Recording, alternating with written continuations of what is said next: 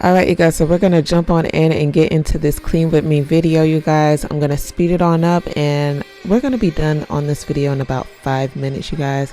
I'm pretty embarrassed with how I let this kitchen get, but we're gonna fix it. Let's get started.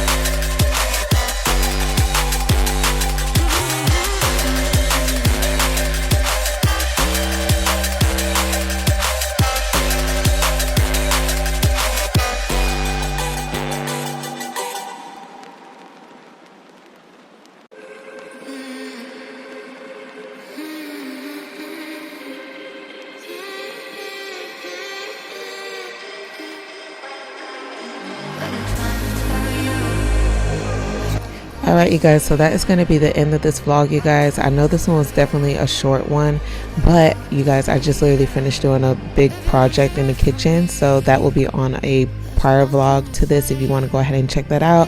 Let me know if you guys want to see any more content like this. Make sure to like, comment, hit the subscribe button, ding that notification bell, and I will see you guys all in my next vlog. Bye.